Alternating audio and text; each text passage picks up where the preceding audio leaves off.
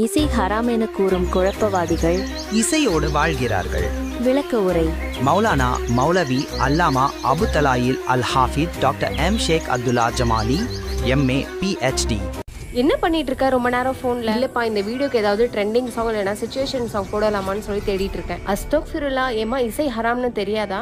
தெரியும். நீன்னு இல்ல, நம்மள நிறைய பேர் இசை ஹராம்னு தெரிஞ்சோம் அதை கேட்கறது, பாக்குறது, வீடியோஸ்ல யூஸ் பண்றது இந்த மாதிரி பண்ணிட்டு இருக்காங்க. இதனால மறுமையில இதோட விளைவு பற்றி அவங்களுக்கு கொஞ்சம் கூட பயமே இல்ல. இஸ்லாத்துல எதனால இசை ஹராம் அப்படின்னா, இசையும் ஒரு விதமான போதை தான். ஏன்னா நம்ம ஒரு போதை பொருளை உட்கொண்டோம் அப்படின்னா தண்ணிலேயே மறக்கிறோம். அதே மாதிரிதான் நம்ம இசையும் பாட்டையும் கேட்கும் போது தண்ணிலேயே மறக்கிறோம். இங்க லேடிஸ் அண்ட் கேர்ள்ஸ்க்கு தேவையான டாப் டு பாட்டம் எல்லா கலெக்ஷன்ஸும் அவைலபிளா இருக்கிறதுனால இது ஒரு கம்ப்ளீட் விமென்ஸ்க்கான ஷோரூம். சிட்டி கேர்ள்ஸ்ல கலெக்ஷன்ஸ் எல்லாம் எப்பவுமே வேற லெவல்ல இருக்கும். இங்க வைப்ரண்ட் கலர்ஸ்ல, யூனிக் டிசைன்ஸ்ல party wear, ethnic wear, college wear, regular wear இந்த மாதிரி ஒரு சில பாட்டுக்கு நம்மள அறியாமலே நம்ம மூவ்மெண்ட்ஸ் போட ஆரம்பிச்சிடும். ஒரு சில பாட்டை கேட்டா அழுகிறோம், சிரிக்கிறோம், சந்தோஷப்படுறோம். நம்ம உணர்வோட சம்பந்தப்பட்டதா தான் இந்த இசை இருக்கு. நபிகள் நாயகம் ஸல்லல்லாஹு அலைஹி வஸல்லம் அவர்கள் சொல்லியிருக்காங்க, என் சமுதாயத்தில் சில கூட்டத்தினர் தோன்றுவார்கள். அவர்கள் விபச்சாரம் செய்வது, ஆண்கள் பட்டாடை உடுத்துவது, மது அருந்துவது, இசைக்கருவிகளை இசைப்பது இவையெல்லாம் அனுமதிக்கப்பட்டதாக கருதுவார்கள் அப்படின்னு சொல்லியிருக்கிறாங்க. மறுமை நாள்ல நம்மளுடைய கண், காது, இதயம் பற்றி தீவிரமா விசாரிக்கப்படும். இசை ஹராமானது, அதை எதை கொண்டும் ஹலாலாக மாற்ற முடியாது. சிச்சுவேஷன் சாங் போட போறியா? மறுமை நாள்ல உன்னோட சிச்சுவேஷன் பத்தி யோசிச்சுப்பார்.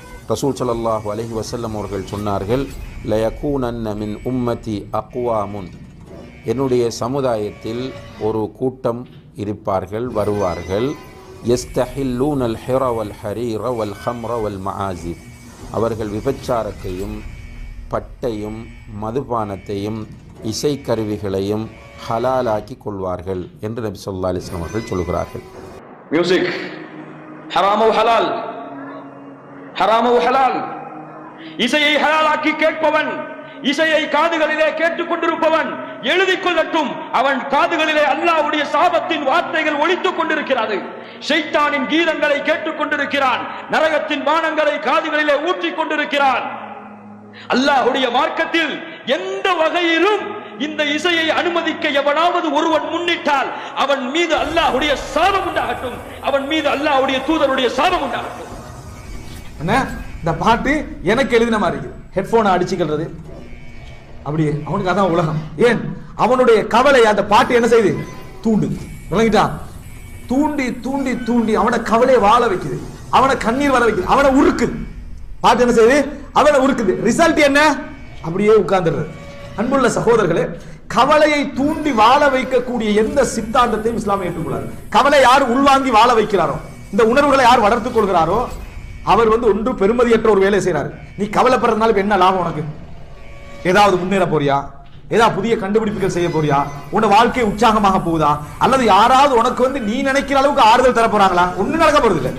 எங்களது கவலையை நாங்க புரிஞ்ச அளவுல வேற யாராவது புரிய மாட்டான். அதுக்கு அடுத்தது ஒருத்த புரியவனா இருக்கிறான் அல்லாஹ் ரப்பல் ஆலமீன். அதுக்கு மேலாக புரியவாங்க. வேற யாரும் என்ன செய்ய போறது இல்லை, புரிய போறது. இசை ஏன் ஹராம்? நம்ம கிரேப் ஜூஸ் குடிக்கலாம், அதே பல நாள் வச்சு பதனிட்டு மதுவா மாறும்போது அதை குடிக்க கூடாது. எதுக்காக அப்படின்னா, எந்த ஒரு விஷயம் நம்ம மதியை மயக்குதோ, நம்ம என்ன நிலையில இருக்கோம், நம்ம என்ன செஞ்சுட்டு இருக்கோம் அப்படின்றத மறக்கடிக்கக்கூடிய எந்த ஒரு விஷயமும் இஸ்லாத்துல அலோ கிடையாது. இஸ்லாம் இசையை எதிர்க்கிறதுன்னு சொல்றாங்க.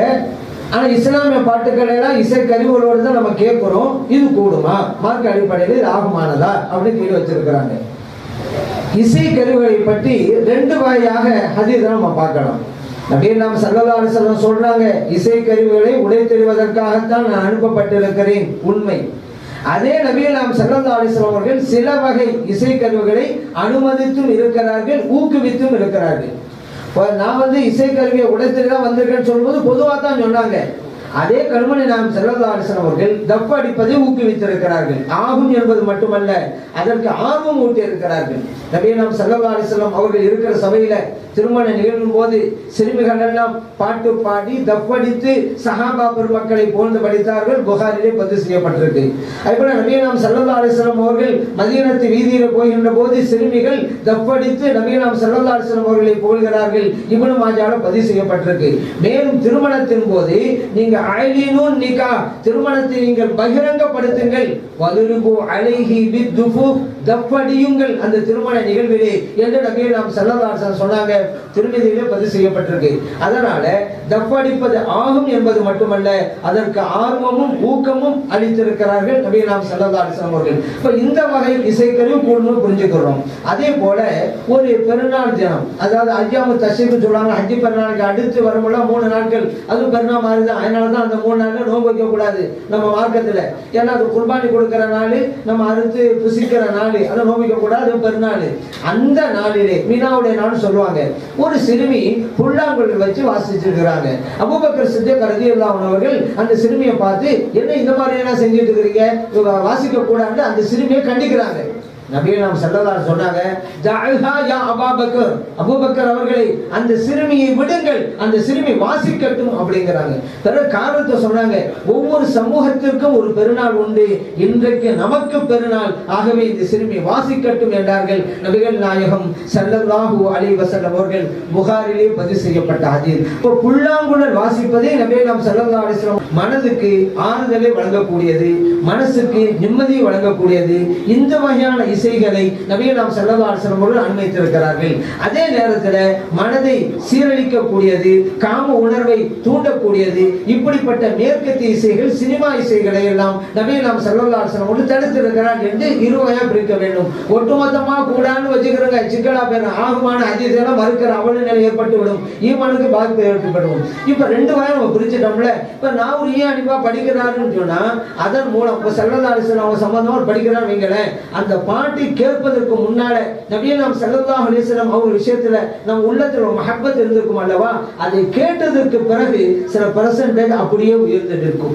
அப்ப இந்த பாட்டு நமக்கு நல்லதை தான் தந்திருக்கிறது, நல்ல பலனை தான் தந்திருக்கிறது, மனதுக்கு ஒரு ஆறுதல். ஸல்லல்லாஹு அலைஹி வஸல்லம் சிறப்புகளை கேட்க கேட்க உள்ளத்துக்கு ஆறுதல் கிடைக்கிறது, சந்தோஷம் கிடைக்கிறது, மகிழ்ச்சி அடைகிறது, மஹப்பத்தும் அதிகரிக்கிறது. இங்க நல்லதுதான் விளைகிறது, நல்லது விளைகின்றது தான் ஸல்லல்லாஹு அலைஹி வஸல்லம் அவர்களும் அனுமதிச்சிருக்கிறாங்க.